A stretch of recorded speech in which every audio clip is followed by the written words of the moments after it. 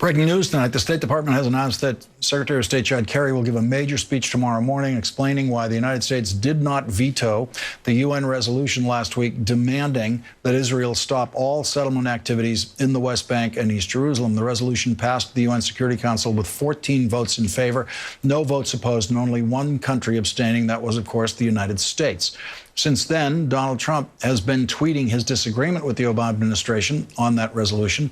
Yesterday, he tweeted, "The United Nations has such great potential, but right now it is just a club for people to get together, talk, and have a good time. So sad." On Friday, UN Ambassador Samantha Power explained why the United States did not vote for that resolution and why it did not veto the resolution. It is because this forum too often continues to be biased against Israel, because there are important issues that are not sufficiently addressed in this resolution, and because the United States does not agree with every word in this text, that the United States did not vote in favor of the resolution. But it is because this resolution reflects the facts on the ground and is consistent with U.S. policy across Republican and Democratic administrations throughout the history of the State of Israel that the United States did not veto it. But it is precisely our commitment to Israel's security that makes the United States believe that we cannot stand in the way of this resolution as we seek to preserve a chance of attaining our long-standing objective: two states living side by side in peace and security.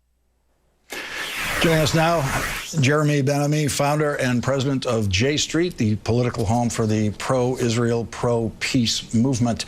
I just wanted to refer to a poll that was taken on Election Day of Jewish voters. And there's a poll of Jewish voters, and I just want to show that the Jewish voters do not necessarily see these issues the way I think a lot of people assume they do. Right.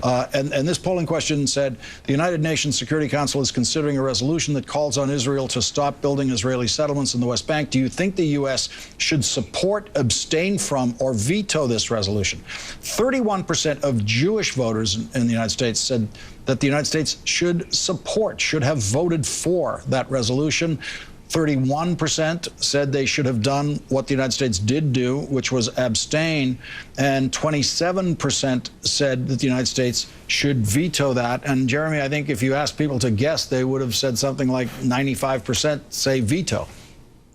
Right, that's because the loudest voices that you always hear on these issues from the Jewish community tend to be those on the farther right of the debate.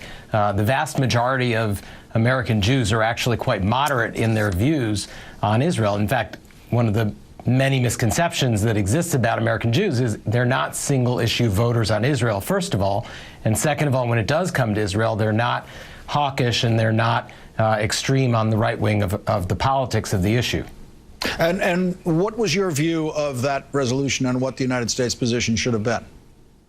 Well, the resolution, as Ambassador Power said, had some flaws, and the UN itself is a biased and one-sided body when it comes to Israel, and it's a disproportionate focus on the problems that Israel has and is causing. But that having been said, the resolution is completely consistent with the policy of the United States since 1967 when it comes to settlements and it comes to the occupation. And that's the policy of Republican presidents as well as Democratic presidents. And abstaining from the veto was a very important step for the United States to send a signal to Israel that the present status quo is unsustainable on the ground. Let's listen to the Israeli ambassador to the United States today, Ron Dermer, actually yesterday, speaking on Andrea Mitchell's show, in effect issuing a threat to the United States. Let's listen to this. We have proof. I don't believe it. We know it, and we'll share it with the incoming administration through the appropriate channels. And they can decide whether they want to share that with the American people. We're obviously not going to share it with this administration because this administration is behind it. We're not sure that this is the end of it. We may get a new UN Security Council resolution in the waning days of the administration. Just to clarify, the proof that he says he has is proof that it was the United States at the UN that was actually pushing this resolution, making it happen. The Washington Post is reporting that the Israelis' proof, as they call it, comes from espionage conducted against the United States. You know, there's no way to know exactly what, of course, was going on behind the scenes. The Palestinian delegation that was in town about 10 days ago, it was reported in Egyptian media, had a meeting with Secretary of State Kerry and met as well with Susan Rice, and they discussed the possibility, which all of us who deal with this issue knew was a possibility, that there would be a UN Security Council resolution. And the question is, what was the United States going to do? And that discussion probably did take place, but the notion that the closest ally of the United States in the Middle East is going to accuse this administration that just signed a $38 billion aid package of somehow colluding against Israel's interest is it's really unconscionable. And the whole behavior of the ambassador and of the government of Israel at times towards this administration has really been a lack of gratitude for what has been done to support Israel's security in the last 8 years.